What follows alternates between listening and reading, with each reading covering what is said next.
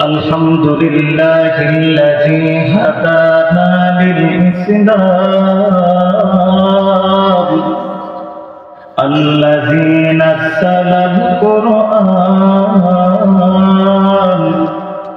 هدى للناس وبينات من الهدى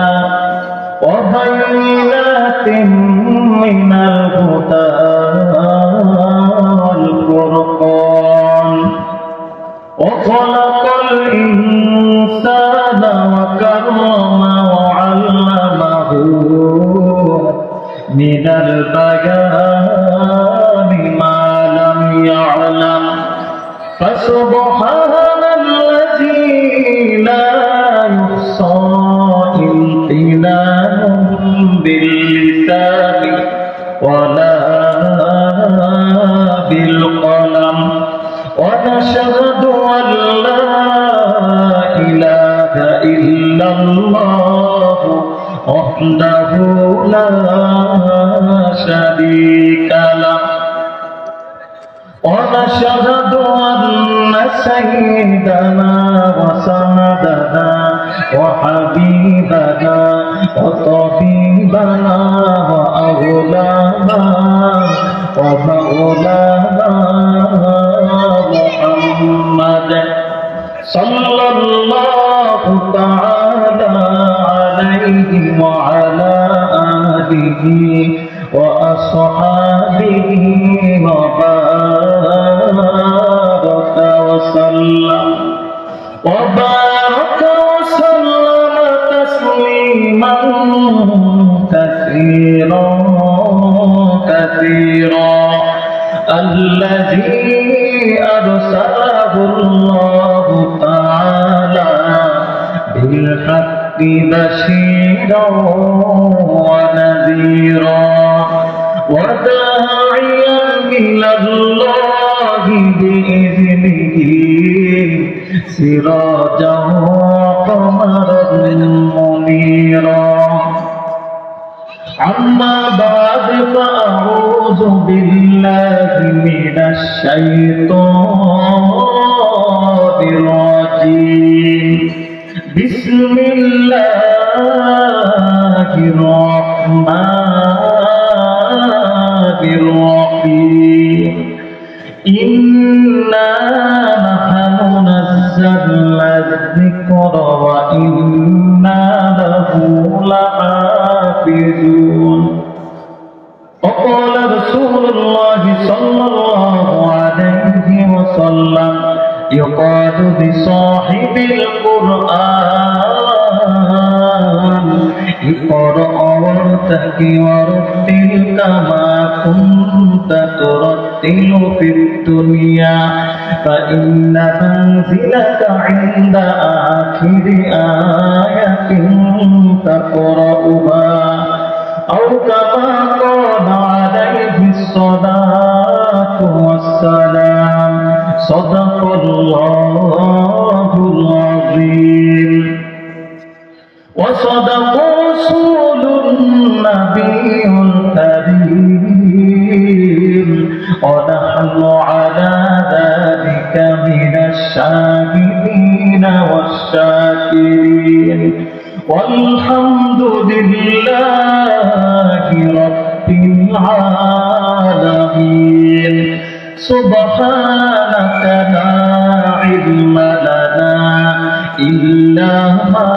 علمتنا إنك أنت العليم الحكيم সকলে দুরূদ ইব্রাহিম পড়ি আল্লাহুম্মা সাল্লি আলা মুহাম্মাদিন ওয়া আলা আলি মুহাম্মাদ কামা সাল্লাইতা আলা ইব্রাহিম ওয়া আলা আলি ইব্রাহিম ইন্নাকা হামিদুম মাজিদ আল্লাহুম্মা বারিক আলা মুহাম্মাদিন ওয়া আলা আলি মুহাম্মাদ কামা বারাকতা আলা ইব্রাহিম وعلى آل إبراهيم إنك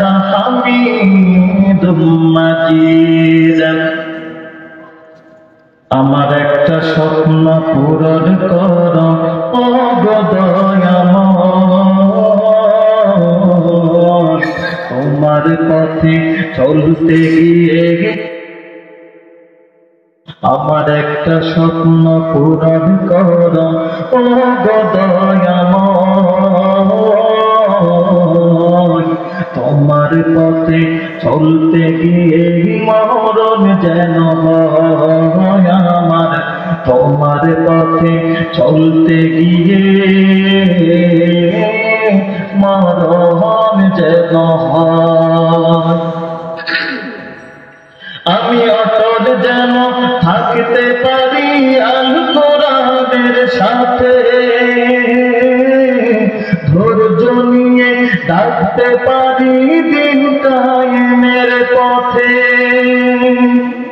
আমি অটল যেন থাকতে পারি আল কোরআনের সাথে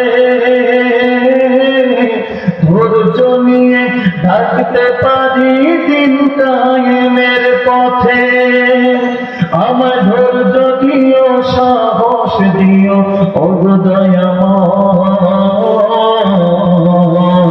তোমার পথে চলতে গিয়ে না পাই যেন ভয় আমি তোমার পথে চলতে গিয়ে না পাই যেন ভয় আমি হৃদয় খুলে হাসতে পারি যেন সবার সুখে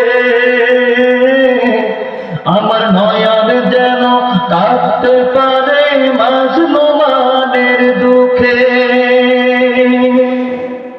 আমি হৃদয় খুলে হাসতে পারি যেন সবার সুখে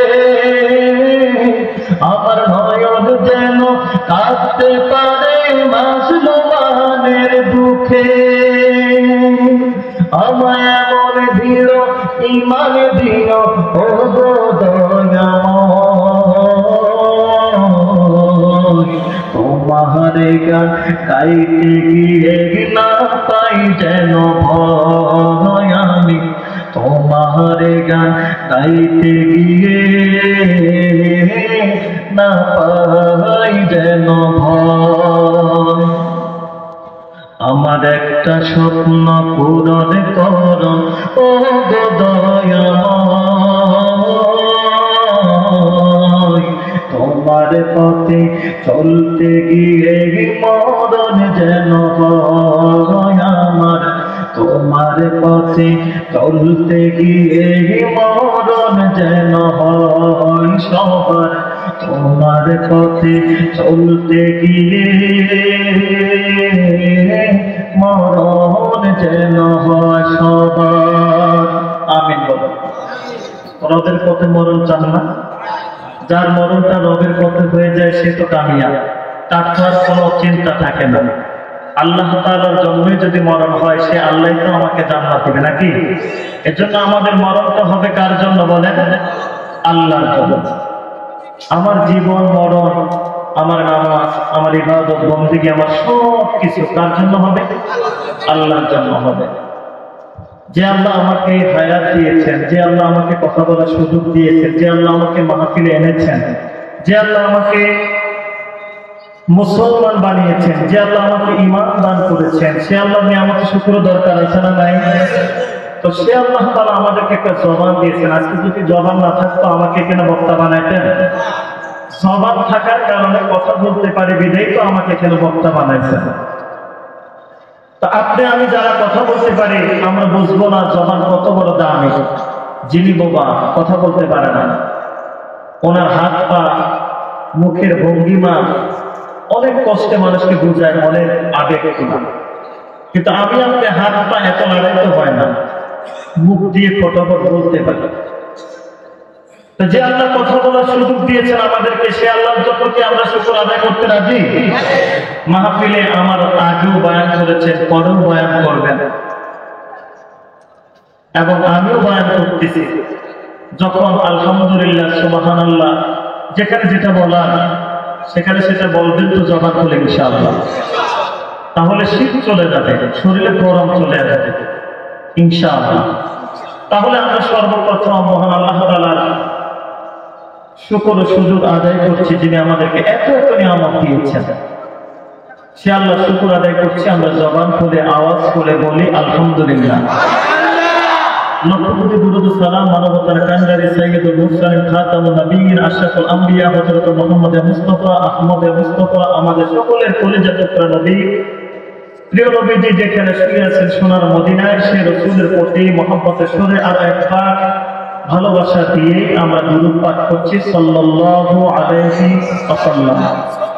সম্মানিত উপস্থিতি, বক্সবাজার দারুল উলুম নুরানী হাফিজিয়া মাদ্রাসা এলাকাবাসীর উদ্যোগে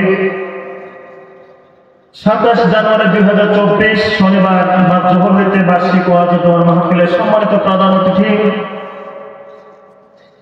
আলহাজ হযরত মাওলানা মুফতি আহমদুল্লাহ কাসিমি সাহেব, আজকের মাহফিলের সম্মানিত প্রধান বক্তা, সারা বাংলাদেশের আলো সৃষ্টিকারী তরুণ বক্তা হযরত মাওলানা মুফতি আবু ইউসুফ আহমদী সাহেব আমাদের মাঝে এসেছেন, আমরা বলি আলহামদুলিল্লাহ।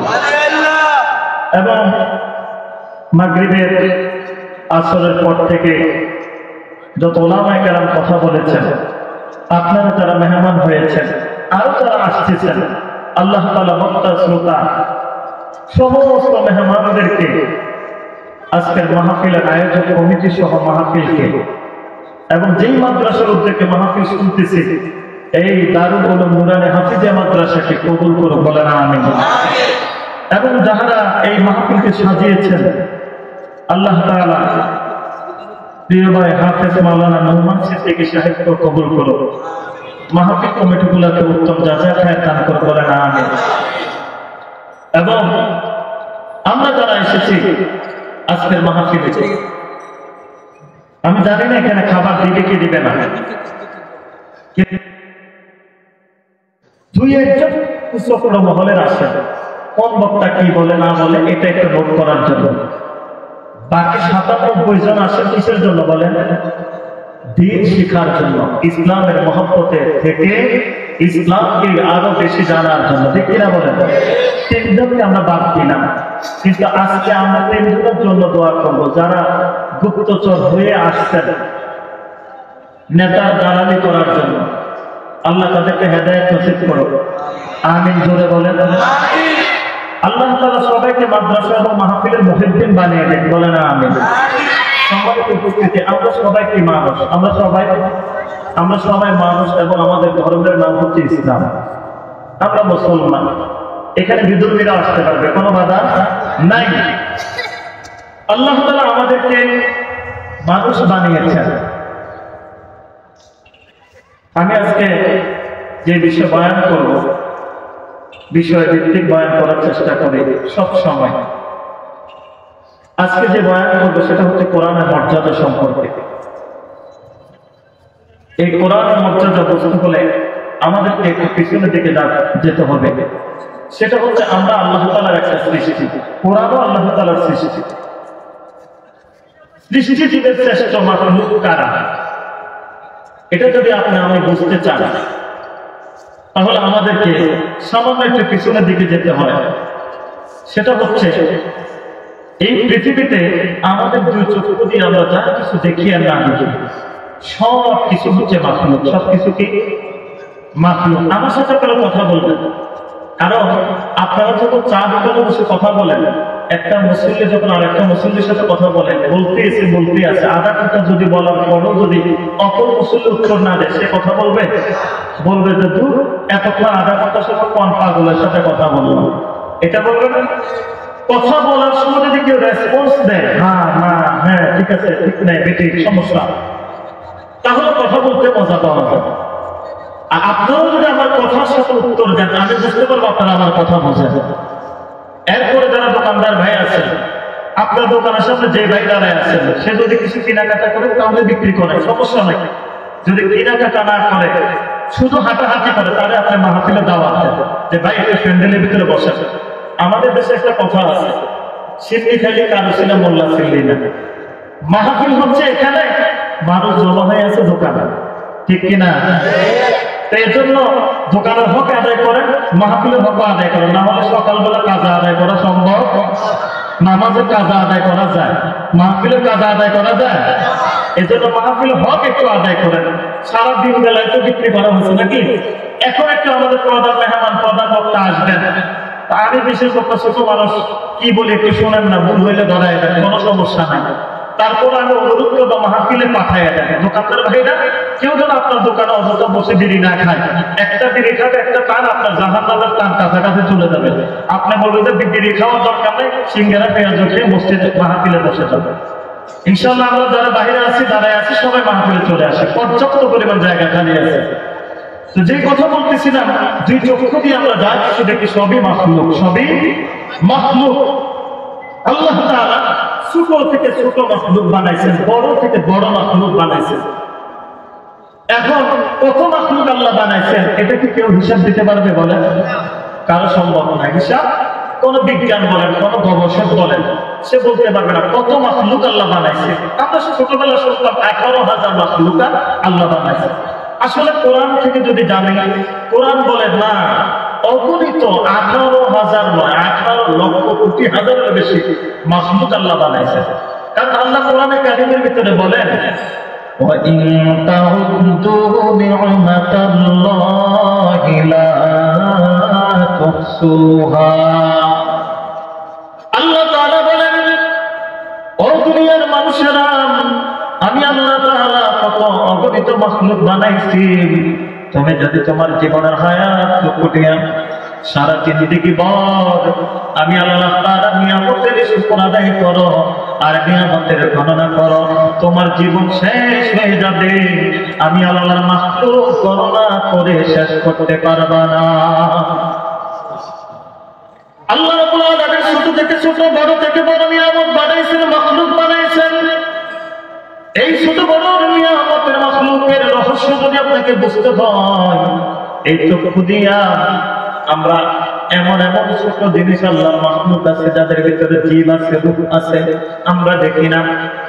উদাহরণস্বরূপ আমার সামনে একটা পানির বোতল আছে, এই পানির বোতলটার নাম হচ্ছে মুস্কান অথবা বাম বোতল।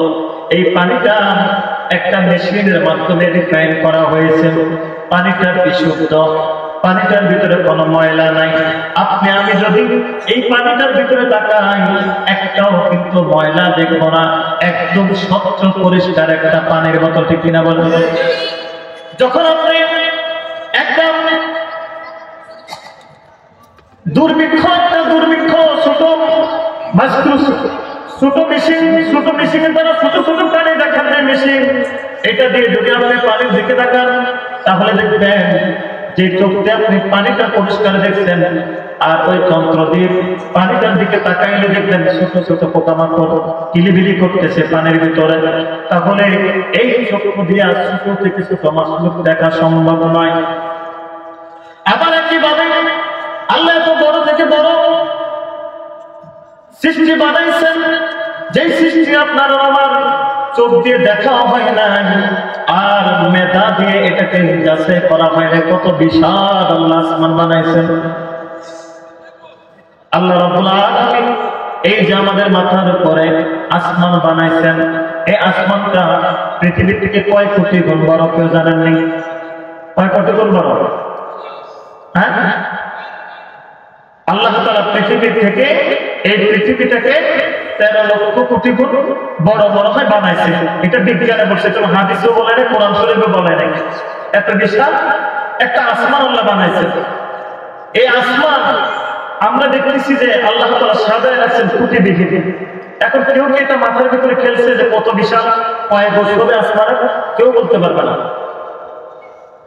এই আসমানের ভিতরে আল্লাহ তাআলা সূর্য বানাইছেন 9 কোটি গুণ বড় পৃথিবীর থেকে। আল্লাহ প্রথম আসমানে সূর্য রাখে নাই, চতুর্থ আসমানে সূর্যকে ফিট করে আল্লাহ মানুষের জন্য ঠান্ডাও দেয় না, বেশি গরমও দেয় নাই, মাঝামাঝি একটা তাপ দিয়ে আল্লাহ সূর্য বানায় ফিট করে রাখছে। এরপরে আজ থেকে 4-5 বছর আগে নাসার বিজ্ঞানী আরেকটা গবেষণা করে আকাশের একটা তারকা নিয়ে, একটা তারকা সূর্যের তুলনায় 30 30 গুণ 10 গুণ বড় একটা তারকা। সুবহানাল্লাহ বলেন। এরকম তারকা কি একটা দুটো আসমানে? অগণিত তারকা আছে। সূর্য হচ্ছে 10,000 গুণ বড়, 10,000 গুণ। বিজ্ঞান প্রমাণ করছে একটা আকাশের তারকা সূর্য থেকে 10,000 গুণ বড়। এত বিশাল তারকা আল্লাহ তাআলা আসমানে অগণিত সাজায় রাখেন। তো আল্লাহ তাআলার সৃষ্টি ছোট থেকে ছোট, বড় থেকে বড় কোন সৃষ্টি আমাদের মাথায় কি কাজ করবে না। সব সৃষ্টির ভিতর আল্লাহ তাআলা একটা জাতিকে, একটা সৃষ্টিকে আল্লাহ শ্রেষ্ঠত্ব দান করেছেন। তারা হচ্ছেন কারা? তারা হচ্ছেন মানব জাতি। সুবহানাল্লাহ বলবেন না? আল্লাহ তাআলা মানব জাতিকে দামি করেছেন, সম্মানিত করেছেন। আল্লাহ তাআলা কোরআনে কারীমের ভিতরে বলেন, ওয়ালাকাদ কারামনা বানি আদম। আল্লাহ তাআলা বলেন, আমি বনি আদম সন্তানদেরকে দামি করেছি, সম্মানিত করেছি। আলহামদুলিল্লাহ বলবেন না?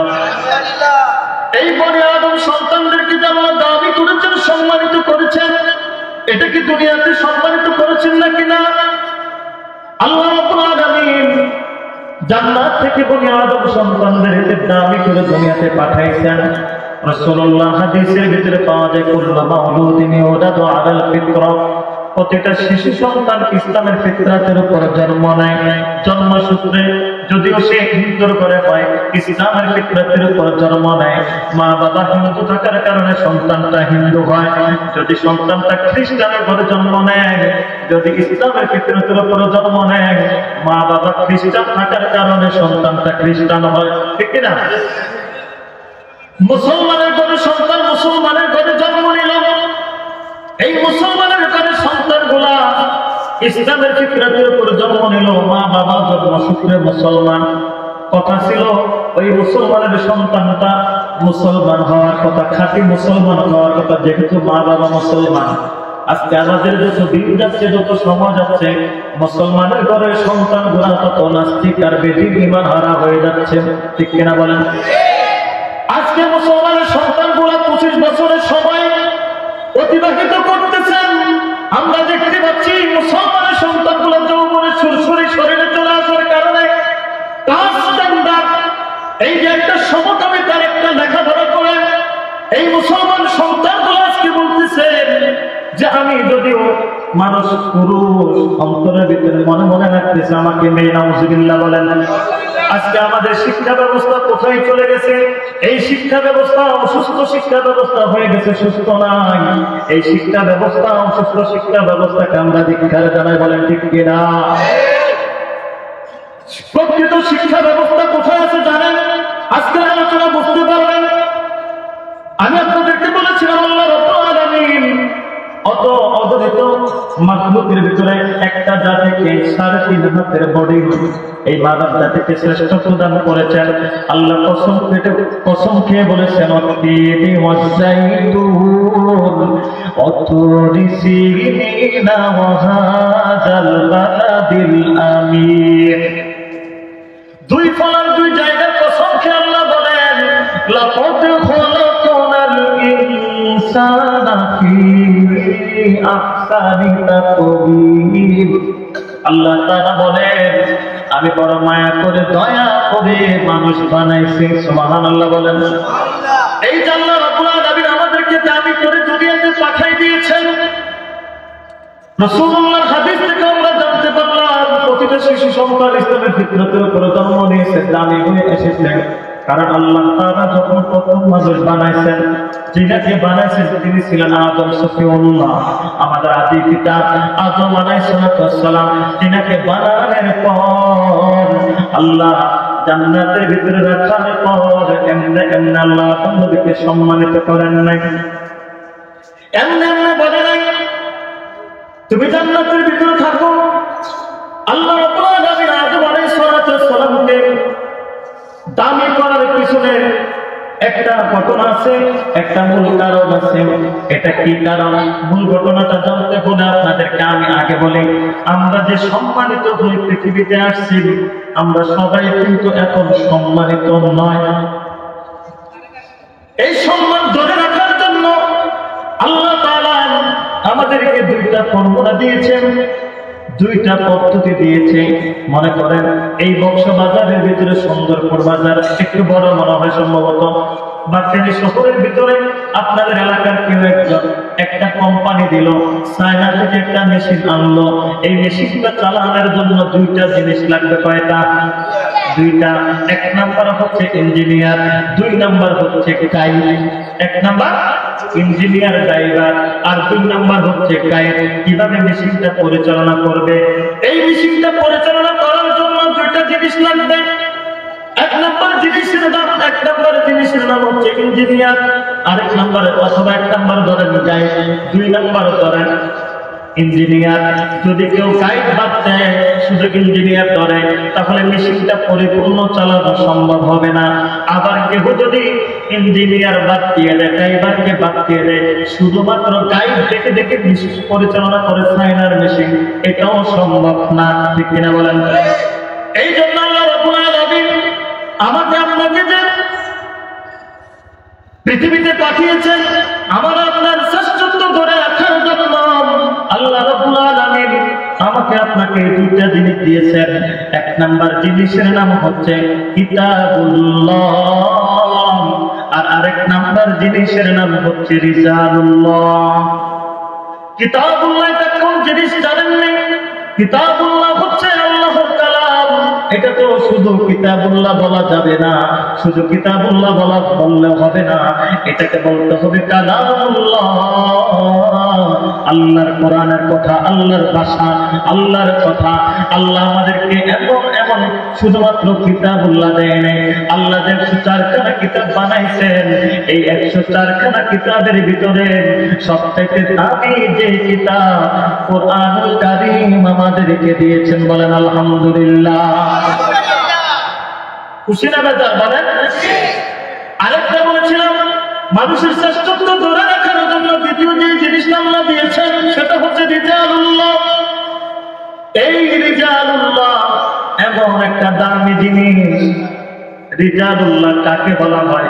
রাসূলুল্লাহ সাল্লাল্লাহু আলাইহি ওয়াসাল্লাম। চেনেননি নবীকে? নাম শুনছেন নেই, কখনো তো দেখেন নাই। নবীর জন্য দিবানা এখনো কিন্তু যেতে পারলাম না সোনার মদিনা। হাত আছে ও নবীজি, পা আছে ও নবীজি, যাওয়ার সম্বল নাই। ছটফট করে প্রাণটা আমার মদিনা যাইবার লাই। ছটফট করে প্রাণটা আমার মদিনা যাইবার লাই। হাত আছে ও নবীজি, পা আছে ও নবীজি, আমার সাথে বলেন। হাত আছে ও নবীজি, পা আছে ও নবীজি, যাওয়ার সম্বল নাই। ছটফট করে প্রাণটা আমার মদিনা যাইবার লাই। ও মদিনা দেখা দাও না, ও মদিনা দেখা দাও না। থাকতে সময় এই অদমে তোমার দিদার চাই। হাত আছে ও নবীজি, পা আছে ও নবীজি, যাওয়ার সম্বল নাই। ছটফট করে প্রাণটা আমার মদিনা যাইবার লাই। তোর পহরাতে তোর নাম মদিনা যাইবার লাই। মদিনা যাইতে রাজি আছেন নি? ওই মদিনার যিনি শুয়ে আছেন আমার নবী, উনি হচ্ছেন রিজালুল্লাহ, ইঞ্জিনিয়ার হিসেবে আল্লাহ, নেতা হিসেবে আল্লাহ, উস্তাদ হিসেবে আল্লাহ, পথ প্রদর্শক হিসেবে আল্লাহ আমাদের কাছে পাঠিয়ে দিয়েছেন। আল্লাহ কোরআনে কারীমের ভিতরে বলেছেন, ওমা আরসালনাকা ইল্লা রাহমাতাল লিল আলামিন। আল্লাহ বলেন, ওগো রাসূল, আমি আপনাকে পাঠিয়েছি দুনিয়ার জন্য, সারা জাহানের জন্য রহমত হিসেবে নাজিল করেছি। সুবহানাল্লাহ বলেন। কেন আল্লাহ নবী পাঠাইছেন? আল্লাহ অনেক জায়গায় বলেন, কামা আরসালনা ফীকুম রাসূলাম মিনকুম ইয়াতলু আলাইকুম আয়াতিনা ويزكيكم ويعلمكم الكتاب والحكمة سبحان الله বলে রাসূল আমাদেরকে হিকমত শিক্ষা দিবেন রাসূল আমাদেরকে ওয়ায়ুযাক্কিকুম আমাদেরকে পবিত্র করবেন সুবহানাল্লাহ বলেন না আল্লাহ যে আমাদেরকে কিতাবুল্লাহ পাঠিয়ে দিলেন এটা হচ্ছে আমাদের জীবন বিধান জীবন গাইড এই কিতাবুল্লাহকে সুন্দরভাবে পরিচালনা করার জন্য এই কিতাবুল্লাহ অনুযায়ী আমাদেরকে পথ প্রদর্শক হিসেবে আল্লাহ তাআলা মুহাম্মদ রাসূলুল্লাহ সাল্লাল্লাহু আলাইহি ওয়াসাল্লামকে হাদিয়া দিয়েছেন আর উনি আসছেন আমাদেরকে ওই জাতিকে পবিত্র করার জন্য রাসূল আমাদেরকে পবিত্র করবেন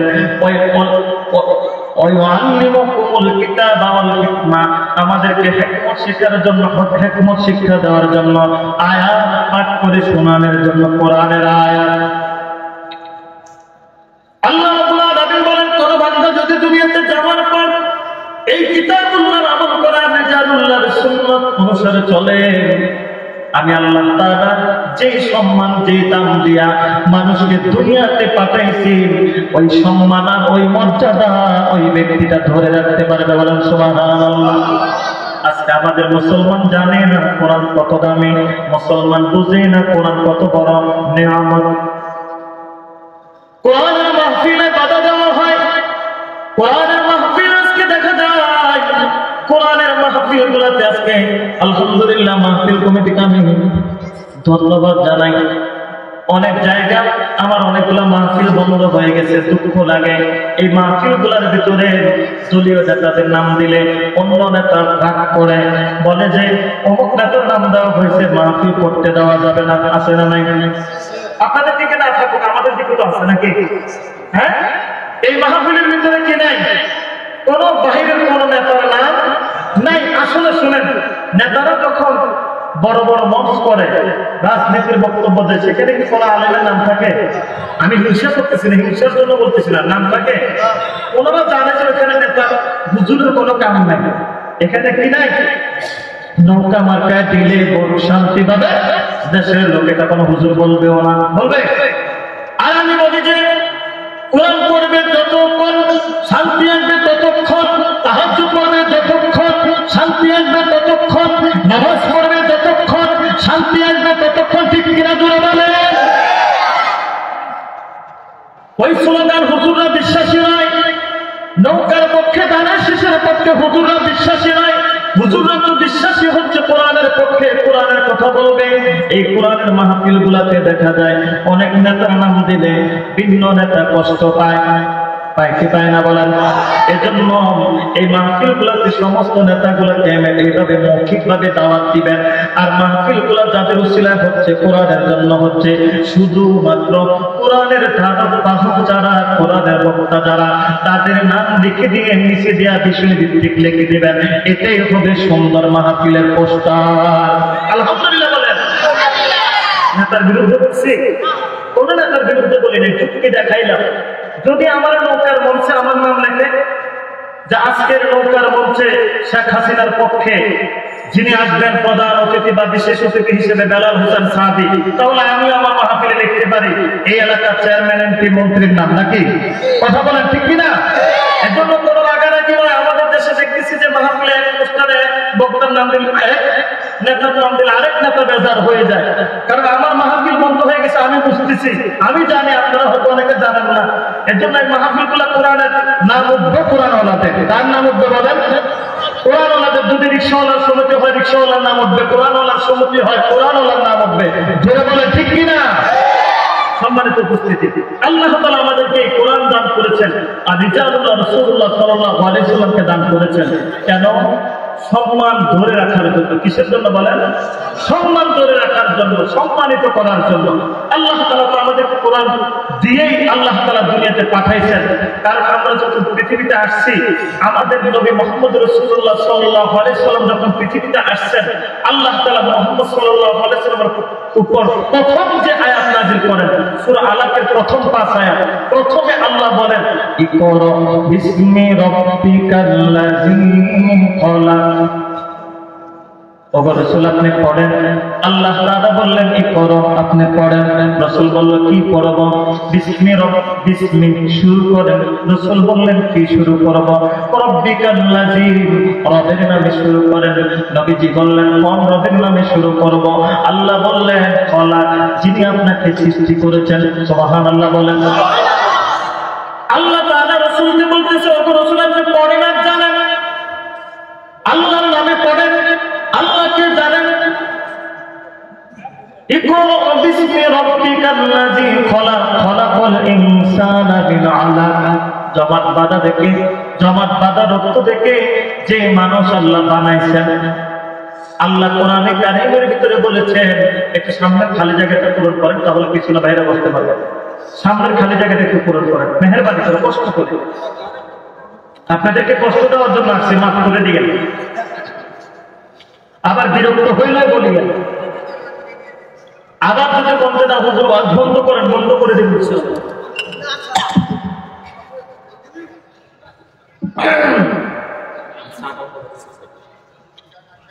একটু সামনে আগে ইনশাআল্লাহ। আল্লাহ রাব্বুল আলামিন নবীজিকে বললেন ওগো রাসূল, জমাট বাঁধা রক্ত থেকে আমি মানুষ বানাইলাম। আমরা কথা না বলি, কষ্ট হচ্ছে আপনাদের? ওয়াজ তো চলবে ইনশাআল্লাহ নাকি? ভালো লাগতেছে না কোরআনের মাহফিল? আলহামদুলিল্লাহ। আমি তো বললাম মাহফিলে মানুষ আসে শুধু ইসলামের মায়ায় পড়ে। ইসলামকে ভালোবাসে যারা মাহফিলে আসে তারা, ইসলামের দুশমন যারা মাহফিলে বাধা দেয় তারা। ঠিক কিনা?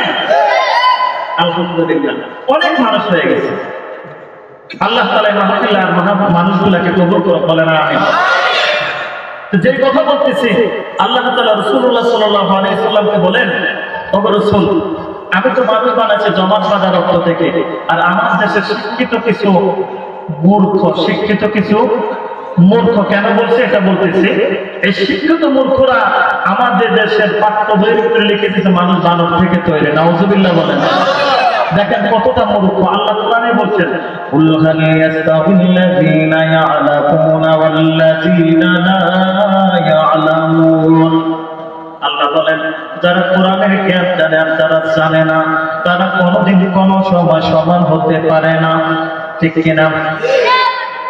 কোরআনের জ্ঞান এটা তো দুনিয়াবি কোনো জ্ঞান নয়।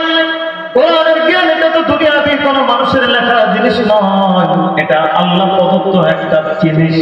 কারণ আল্লাহ তাআলা বলেন লাউ আনজালনা হাযাল কুরআনা আলা জাবালিন লারাআইতাহু খাশিআম মুতাসাদ্দিআম মিন খাশিয়াতিল্লাহ। আল্লাহ রাব্বুল আলামিন কোরআন কারীমকে পাহাড়কে দিতে চাইলেন, পাহাড় গ্রহণ করলেন না, কোরআনের ভার সহ্য করতে পারবে না, পাহাড় ক্ষমা চাইলেন। আল্লাহ তাআলা যে এই কোরআনকে কত ভারী করে বানাইছেন, আল্লাহ বলেন ইন্না সানুলকি আলাইকা কওলান সাকিলা। ওগো নবী আমি আল্লাহ তাআলা আপনার উপর ভারী একটা কোরআন নাজিল করব। দুনিয়ার মানুষ যদি জিজ্ঞাসা করে এই কোরআন কোথা থেকে আসছে, কোথায় কোরআনের বাড়ি, আপনি জানাইয়া দিবেন কোরআনের ভিতরে আল্লাহু কোরআনুম মাজিদ ফি লাওহিন মাহফুজ। এই কোরআনুল কারীম হচ্ছে, আচ্ছা আমার টাইম কত এটা বলে, তাহলে আমি আমার টাইম কত বলে। আচ্ছা ইনশাআল্লাহ। আল্লাহ তাআলা বলেন রাসূল আপনি মানুষদেরকে জানিয়ে দেন এই কোরআনুল কারীম তো আমি লৌহে মাহফুজের ভিতরে সংরক্ষণ করে রেখেছি। আর এই কোরআনের কেউ যদি জিজ্ঞাসা করে কোরআনের মালিককে, কোরআন কে বানাইছে, আপনি মানুষদেরকে জানিয়ে দেন তানজিলুম মির রাব্বিল আলামিন। আল্লাহ তাআলা বলেন এই কোরআনের মালিক হচ্ছেন রব্বুল আলামিন। সুবহানাল্লাহ বলবেন না? তাহলে কোরআনের কথা বলতে ভয় আছে নাকি? কোরআনের কথা বললে কেউ যদি ভয় করে তাহলে বুঝলাম ঈমানের দুর্বলতা আছে। কোরআনের কথা বলতে গেলে কখনো ভয় করা যাবে না। কোরআনের সব কথাগুলো মানুষের সামনে বলতে হবে, এতে জেল হোক, ফাঁসি হোক, মৃত্যু হয়ে যাক, কোনো সমস্যা নাই। আল্লাহ তো কোরআনে বলে দিয়েছেন প্রতিটা কোরআনওয়ালার জিন্দেগি হবে, আর প্রতিটা কোরআনওয়ালা দিলের মাকসাদ হবে কুল ইন্না সালাতি ওয়া নুসুকি ওয়া মাহইয়ায়া ওয়া মামাতি লিল্লাহি রাব্বিল আলামিন। কোরআনওয়ালা মানুষগুলো বলবে আল্লাহ বলে দিয়েছেন, ওগো রাসূল আপনি বলে দেন। কোরআনওয়ালা মানুষগুলো বলবে ইন্না সালাতি, নিশ্চয় আমার নামাজ, আমার কুরবানি, অনুসুকি, আমার কুরবানি, আমার জীবন, আমার মরণ, আমার জিন্দেগি, আমার সব কিছু শুধুমাত্র কার জন্য বলেন? আল্লাহর জন্য। আল্লাহ তাআলা যে এই কোরআনের ভিতরে এই কথাগুলো জানাই দিয়েছেন, এখন কেউ যদি বিশ্বাস না করে তার ঈমান আছে না নাই? ঈমান নাই। কারণ আল্লাহ তাআলা সূরাতুল বাকারার দ্বিতীয় আয়াতে 2 নম্বর সূরা 2 নম্বর আয়াত আল্লাহ বলেন যালিকাল কিতাবু লা রাইবা ফীহি হুদাল লিল মুত্তাকিন। আল্লাহ বলেন আমি যে কিতাব তোমাদেরকে দান করেছি, যে কিতাব তোমাদের উপর নাযিল করে দিয়েছি, যে কিতাব তোমাদের জন্য হাদিয়া পাঠাইছি, লা রাইবা ফীহি, লা মানে নাই, রাইবা কোনো ভুল নাই, ফীহি কোনো ভুল নাই, কোনো সন্দেহ নাই। সুবহানাল্লাহ বলেন। নির্ভুল, নিঃসন্দেহ, নিঃসন্দেহ একটা কোরআন, নির্ভুল একটা কোরআন। আপনি বলছেন এখানে আসেন না? না, আসেন আসেন। উনি অনেক দূরে থেকে আমার একজন মেহমান আসছেন, আপনারা চেনেন নাকি? চর লক্ষ্মীগঞ্জ মরহুম হাফেজ শামসুল হক রহমতুল্লাহ নুরানি হাফিজের মাদ্রাসা চিনেন? অনেকে চেনেন মনে হয়, আমাকে ওখান থেকে মাহফিল কমিটি ফোন দিয়েছে। এখানে 23 এবং 24 ফেব্রুয়ারি মাসে মাহফিল, আপনাদের সকলে দাওয়াত রইল। প্রথম দিন আমাকে রাখা হয়েছে মনে হয়, আর দ্বিতীয় দিন আশরাফি সাহেব, সোহেব আহমদ আশরাফি সাহেব থাকলেন। আপনারা মাহফিলে যাবেন ইনশাআল্লাহ। যত যাবেন তত সওয়াব পাবেন, যত যাবেন আল্লাহ তত গুনাহ ক্ষমা করবেন। যত কোরআন আল্লাহর সাথে মহব্বত রাখবেন, কোরআনের সাথে মহব্বত রাখবেন, ততই আল্লাহ তাআলা আপনাদেরকে উত্তম মাকাম দিবেন ইনশাআল্লাহ। আল্লাহ তাআলা বলেন লা রাইবা ফীহি, আমি আল্লাহ তাআলা নির্ভুল একটা কিতাব তোমাদেরকে দিয়েছি, এবং এই কিতাব যদি কেউ পড়ে আর ধরে আর মুখস্থ করে, এই কিতাবের প্রতি কেউ যদি আমল করে, আল্লাহ তাআলা বলেন হুদাল লিল মুত্তাকিন, আমি আল্লাহ তাআলা তাকে মুত্তাকিনদের দলভুক্ত করে দেব। সুবহানাল্লাহ বলবেন না? ইন্নাল্লাহা ইউহিব্বুল মুত্তাকিন, আল্লাহ বলেন আমি মুত্তাকিনদেরকে ভালোবাসি। এবার আপনাদেরকে বলি, আল্লাহ যদি মুত্তাকিনদেরকে ভালোবাসেন তাহলে আর ওই ব্যক্তির ভয় আছে নাকি? নাই। কেউ যদি আল্লাহর দিকে আগাইতে চায়, আল্লাহ বলেন আল্লাহু ওয়ালিয়ুল্লাযীনা আমানু, কেউ যদি আল্লাহর উপর ঈমান আনে, ইউখরিজুহুম মিনাজ যুলুমাত, কেউ যদি আল্লাহর উপর ঈমান আনে, আল্লাহর সমস্ত বিধান মেনে চলে, আল্লাহ বলেন আমি তাকে অন্ধকার থেকে টেনে বের করে ইলান নূর, আমি আল্লাহ তাআলা তাকে আলোর দিকে ঠেলে দেই, অর্থাৎ জান্নাতের দিকে তার রাস্তা সহজ করে দেয়। বলেন সুবহানাল্লাহ। এই জন্য আল্লাহর দিকে আসতে হইলে আপনাকে দুটো জিনিস মানতে হবে। আমার যে বিষয় সেটাই, আপনি যদি আল্লাহর কাছাকাছি যাইতে চান, আল্লাহ তো কোরআনে কারীমের ভিতরে বলেছেন যদি বেশি বেশি চেষ্টা করো আমি রবের কাছে আসতে পারবা। আর যদি সেটা কিভাবে করতে হয়, কিভাবে চেষ্টা যেতে হয়, আর সেটা কিভাবে দিবা, এই বিধিবিধান সব জানার জন্য তোমাকে কোরআন জানতে হবে, রাসূলুল্লাহ সাল্লাল্লাহু আলাইহি ওয়াসাল্লামের সুন্নাত মানতে হবে, ঠিক কিনা? এই কোরআন কারীমের ভিতরে আল্লাহ রাব্বুল আলামিন জানিয়ে দিয়েছেন এই কোরআনের মালিক হচ্ছে আমি আল্লাহ, এই কোরআনের হেফাজতকারী হচ্ছে আমি আল্লাহ, এই কোরআন নাযিল করেছি আমি আল্লাহ, এই কোরআন লৌহে মাহফুজে সংরক্ষণ করে রেখেছি আমি আল্লাহ।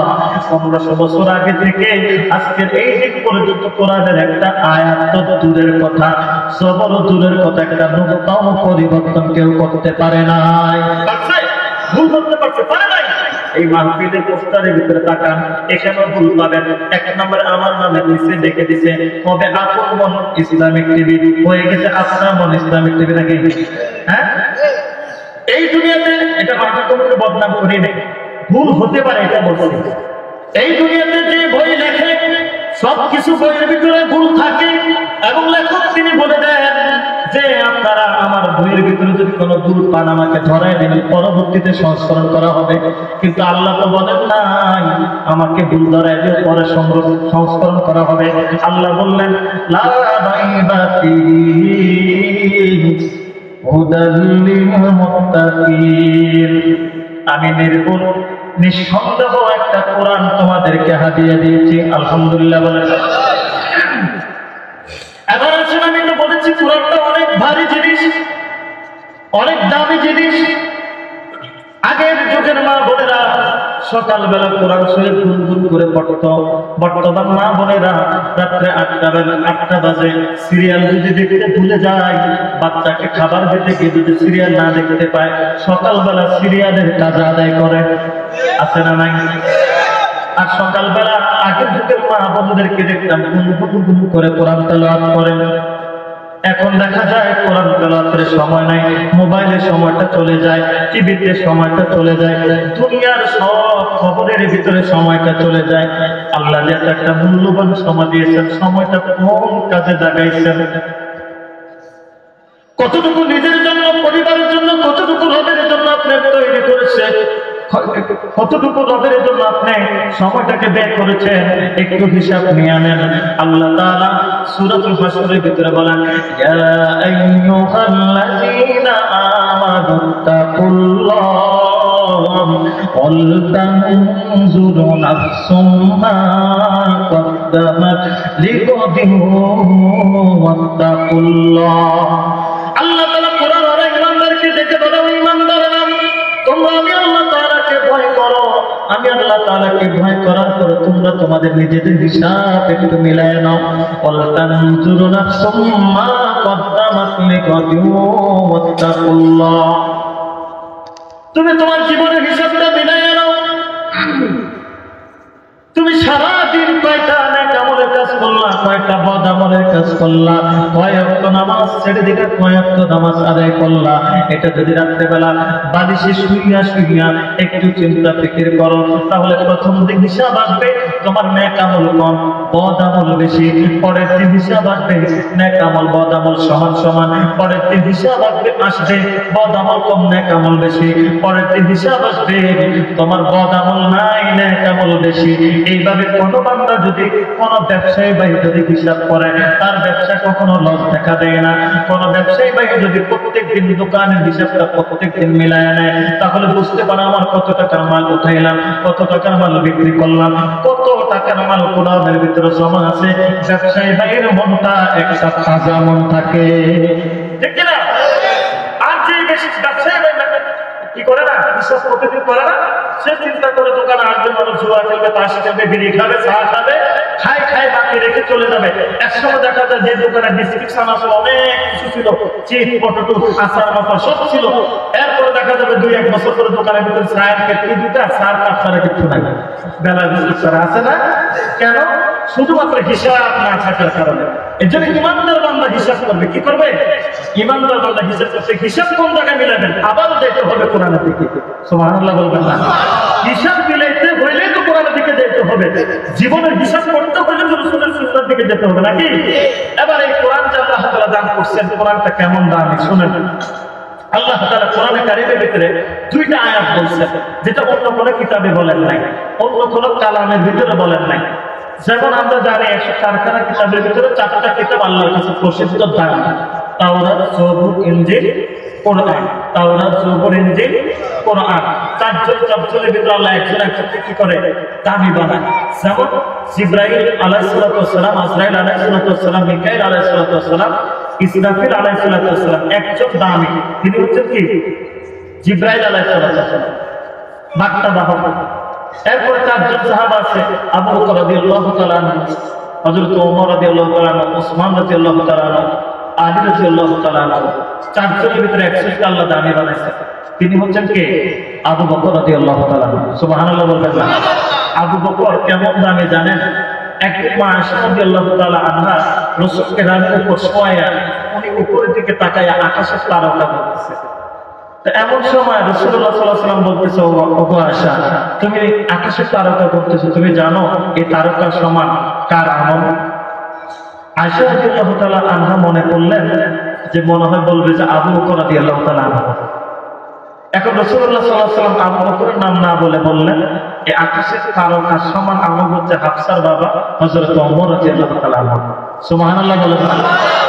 এখন স্ত্রীর কাছে যে স্ত্রীর শ্বশুর বাড়ির, আপনার আমার স্ত্রী যেই হোক, ওনার কাছে যদি শ্বশুর বাড়ির সুনাম না করে বদনাম করে, তো স্ত্রী কি মুখ কালো করে না হাসি মুখে থাকে? কালো করে বলে না যে আমার স্বামী আমার বাবার বাড়ি বদনাম গাইতেছে, আমার স্বামী আমার বাবার বাড়ি বদনাম গাইতেছে, মুখটা কালো হয়ে যায়, বেজার হয়ে যায়। রাসূলুল্লাহ সাল্লাল্লাহু আলাইহি ওয়াসাল্লাম বুঝতে পারলেন যে আয়েশার মন খারাপ হয়ে গেছে। এরপর আয়েশা রাদিয়াল্লাহু তাআলা আনহাকে বলে, ও আয়েশা, তোমাকে আমি শুধু বললাম যে আকাশের তারকা সমান সওয়াব হচ্ছে ওমর রাদিয়াল্লাহু তাআলা আনহু, এতে তোমার মন খারাপ? আর আবু বকরের ঘটনা শুনবা না? শুধু ওমরের তারকা সমান আমল নয়, সারা জাহানে যত উম্মত আছে আমার সব উম্মতের নেক আমল যদি এক পাল্লা দেওয়া হয়, আর তোমার বাবা আবু বকরের নেক আমল যদি এক পাল্লা দেওয়া হয়, আবু বকরের নেকের পাল্লাই বাড়ি হবে। সুবহানাল্লাহ। আবু বকর কেমন জানেন? আমাদের দেশে কিছুদিন আগে নির্বাচন হয়েছে, নেতাদের আদর্শটা এমন হওয়া উচিত। আবু বকর রাদিয়াল্লাহু তাআলা এমন ছিলেন, আবু বকর রাদিয়াল্লাহু তাআলা একবার উনি যখন খেলাফতের দায়িত্বপ্রাপ্ত ছিলেন, তো উনি কাপড়ের ব্যবসা করতেন।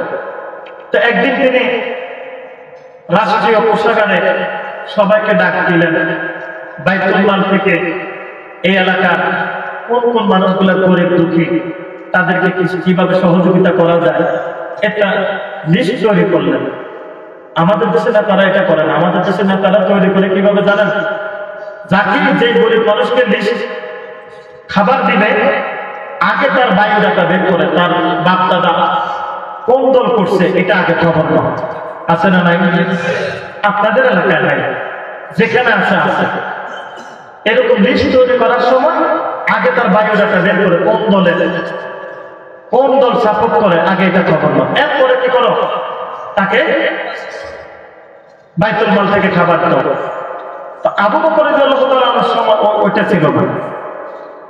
উনি রাষ্ট্রপ্রধান, উনি 10টা নাম লিখলেন, লিখে এক নামের পাশে ওমর, আরেক পাশে আরেক নামের পাশে। শোনেন যে হুজুর এই কথা বলতেছেন করে এটা মনে হয় রাজনীতি হবে না, না, এটা শিক্ষা দিচ্ছি। রাজনীতির নেতারা যদি এখানে থাকে শিক্ষা নেন। রাজনীতির নেতার অনেক ভয়ঙ্কর বিপদ আছে। শোনেন, আমি আলোচনা করলে রাজনীতির আলোচনায় করি, কিন্তু রাজনীতির বিরুদ্ধে নাই, শিক্ষামূলক আলোচনা। শোনেন, আগে এটা বলে পরেরটা পরে বলতেছি। উনি নামের লিস্ট করলেন, পাশে ওমর, আবু বকর, হযরত ওমর রাদিয়াল্লাহু তাআলা আনহু, আবু হুরায়রা, এভাবে 10 জন সাহাবার নাম লিখলেন। 10 নম্বর নামের ভিতরে কে খেদমত করবে তার নাম লেখেন নাই, শুধু বুড়ি মহিলার নাম লেখা আছে, কিন্তু ওইবারে খেদমত কি করবে এটা লেখেন নাই। আর এই ঘটনাটা কেন বলতেছি? এই জন্য বলতেছি, রাসূলুল্লাহ সাল্লাল্লাহু আলাইহি ওয়াসাল্লাম হাদিসের ভিতরে বলেন, কাদাল ফাকিরু আন ইয়াকুনা কুফরা, দরিদ্রতা মানুষকে কুফরের দিকে ঠেলে নেয়। নাউজুবিল্লাহ বলবেন না? দেখবেন আমাদের দেশে অনেকগুলো মানুষ যখন দরিদ্র হয়ে যায়, গরিব হয়ে যায়, অসহায় হয়ে যায়, অনেকের বউ থাকে না, বাচ্চা থাকে না, শ্বশুর বাড়ি বউ চলে যায়, তো সে কি করে জানেন? মাজারে গিয়ে মুড়ি হয়, বাবারে সেজদা করে, লাল শালু পড়ে, প্রত্যেক বৃহস্পতিবারে খিচুড়ি দেয়, খিচুড়ি খায়, জীবনটা কাটায়, তসবি কয়েকটা, তালা কয়েকটা গায়ে লাগায়, আমি বাবা আমার এই আছে না নাই? তো যে লোকটা দরিদ্রতা অভাবের কারণে কুকুরের দিকে চলে যায়, ওই লোকটা কুকুরি করার কারণে আল্লাহ তাআলা ওই এলাকার ধনী ব্যক্তিকে কি করবেন? কাজ করা দাঁড় করাবেন। এরপর আমাদের দেশের যে নেতা ভাইদেরকে বলতেছি, যারা নেতা আছেন, ওয়ার্ড কমিটির দায়িত্বে আছে, ছাত্রলীগের সভাপতি আছে, যুবলীগের সভাপতি আছে, সাধারণ সম্পাদক আছে, শোনেন, হুজুরা রাজনীতির বিরুদ্ধে কথা বলে না, হুজুরা রাজনীতি করতে চায় না, পদাপত্র হতে চায় না, শুধু শান্তি, শুধু কি শান্তি। আপনারা যারা দায়িত্বে আছেন, আমাদের দেশে দেখা যায় নেতার পাওয়ারে, কর্মীর পাওয়ার, মানে চামচার পাওয়ার বেশি থাকে নেতার থেকে। ওই চামচাগুলো কি করে? রাস্তাঘাটে মানুষকে আটকায় সুদের মাধ্যমে, অস্ত্রের মাধ্যমে মানুষ থেকে টাকা খায়। এখন এটা খাইলে কি হয়? যদি বলে তোমার নামে মামলা করা, মামলা করো, কোনো সমস্যা নেই, আমার বাবা আছেন ট্রেনের মহিফালে, উনি আমাকে ছাড়াই নেবেন। তো ভয় আর মামলাও নেয় না, মামলাও করে না। তো যেই নেতার চামচা, যেই নেতার কর্মী কিয়ামতের ময়দানে এমন কাজ করে দাঁড়াবে, আলা কুল্লুকুম রাইন মাসউলুন ওয়া কুল্লুকুম মাসউলুন আন রাইয়াতিহি। শুনেন রাসূলের হাদিস, আল্লাহ তাআলা প্রত্যেক দায়িত্বশীল ব্যক্তিকে জিজ্ঞাসা করবে, তোমার যে কর্মীগুলা এই খারাপ কাজ করছে এটা হিসাব তুমি দাও। আল্লাহ তাআলা প্রত্যেক সংসারের স্বামীকে জিজ্ঞাসা করবে স্ত্রী সম্পর্কে, বাবাকে জিজ্ঞাসা করা হবে সন্তানের সম্পর্কে, মুরব্বীকে জিজ্ঞাসা করা হবে তার পুত্র পুত্রবধূ স্ত্রী সম্পর্কে, কন্যা মেয়ে সব ছেলে সম্পর্কে। এক সাহাবা তখন দাঁড়ায় বলতেছে, বলেছেন আমার তো বউ নাই, আমি এতিম। বউ না থাকলে কি এতিম হয়? মা বাপ না থাকলে এতিম হয়, কি না থাকলে? তা আপনারা তো শুনতে আছেন। সাহাবা বলতেছে, বলেছেন আমার বউ নাই, বাচ্চা নাই, মা নাই, বাপ নাই, ভাই নাই, বোন নাই, কেউ নাই, আমি এতিম, আমি একা। এতিম মানে তার কেউ নাই, আমার কি কোনো হিসাব দেওয়া লাগবে? তো রাসূল সাল্লাল্লাহু আলাইহি ওয়াসাল্লাম বললেন, অবশ্যই দেওয়া লাগবে। তুমি তোমার 3.5 হাত বডির হিসাব আল্লাহর কাছে দিতে হবে। সুবহানাল্লাহ বলেন। এখন কেউ যদি বলে, হুজুর আমি তো ছোটখাটো একটা ওয়ার্ডের নেতা, আমার হিসাব দেওয়া লাগবে। যদি রাসূলুল্লাহ সাহাবার বডির হিসাব দেওয়া লাগে, তাহলে ওই নেতার হিসাব দেওয়া লাগবে কি লাগবে না? এই জন্য নেতা ভাই যারা আছে তাদের কাছে আমার একেবারে 2 হাত জোর করে আমি অনুরোধ করতেছি, ক্ষমতা পাইছেন আলহামদুলিল্লাহ, 5 বছর পরে শেষ, এমনও শেষ, এমনও শেষ, আবার যদি আসেন না আসেন কোনো গ্যারান্টি নাই। কিন্তু এই 5 বছর আপনার কাছে, আপনাদের কাছে আমার অনুরোধ, আমার দেশের জনগণ গরিব দুঃখী মানুষ কেউ যেন কষ্ট না পায়। বিএনপি করো, কোনো সমস্যা না। আমি একটা গজলের ভিতরে বলি, আওয়ামী লীগ বলো, বিএনপি বলো, আমরা সবাই মুসলমান, একে অপরকে ঘৃণা করে হারাইও না ঈমান। ঠিক না? আরেকটা আছে আমাদের হুজুরদের ভিতরে লাগালাগি, মানুষের ভিতরে, সাধারণ পাবলিক, সুন্নি আর ওহাবি। সুন্নি বলো, ওহাবি বলো, আমরা সবাই মুসলমান, একে অপরকে ঘৃণা করে হারাইও না ঈমান। শপথ করো আজকে সবাই, শপথ করো আজকে সবাই, হিংসা মুক্ত করব মন। বাজার দারুল উলুম নুরানি মাদ্রাসা মাহফিল কমিটিগণ, আল্লাহর প্রেমে করলো তারা মাহফিলের আয়োজন। কবুল করো ও গো আল্লাহ, কবুল করো ও গো আল্লাহ, মাহফিলেতে আসলো যত বক্তা শ্রোতা মেহমানগণ। আমিন বলেন। তা আমি আপনাদেরকে এটাই অনুরোধ করতেছি, আমরা সবাই মিলেমিশে থাকবো, কোনো হিংসা, হানাহানি, মারামারি, কাটাকাটি করার কোনো দরকার নাই। আপনি একটা বিরোধী ভাইকে মারবেন, আপনি যখন মারা যাবেন ওই ভাই তো আপনার জানাজা দিবে, জানাজা শরীক করে আপনাকে মাটি দিবে, ঠিক কিনা? আল্লাহ তাআলা আমাদেরকে হিংসা মুক্ত রাজনীতি করার তৌফিক দান করে, বলে না আমিন। সবাইকে মিলেমিশে থাকার তৌফিক দান করে, বলে না আমিন। সম্মানিত উপস্থিতি, আপনাদেরকে যে কথাটা বলতেছিলাম, আবু বকরের ঘটনাটা, আবু বকর রাদিয়াল্লাহু তাআলা আদর্শ কেমন ছিল, নেতাদের আদর্শ কেমন হলে সমাজ সুন্দর হয়ে যাবে, নেতাদেরকে বারবার বলতে চেয়ারম্যান, মেম্বার, এমপি, মন্ত্রী বানাবে ইনশাআল্লাহ। আবু বকরের ওনার মজেজা এমন ছিল, আবু বকর রাদিয়াল্লাহু তাআলা 9 জনকে দায়িত্ব দিয়ে 10 নম্বরের দায়িত্বের নামটা নাই। ওমর রাদিয়াল্লাহু তাআলার চোখে পড়ে গেল, কি ব্যাপার, 10 নম্বরের খেদমতকারের নাম নাই, কিন্তু বাড়ির নাম লেখা আছে, বুড়ি মহিলার নাম লেখা আছে, কে খেদমত করবে? তো ওমর রাদিয়াল্লাহু তাআলা দায়িত্ব পালন করে ভোর রাত্রে চলে গেলেন ওই 10 নম্বরের বাড়িতে খেদমত করার জন্য।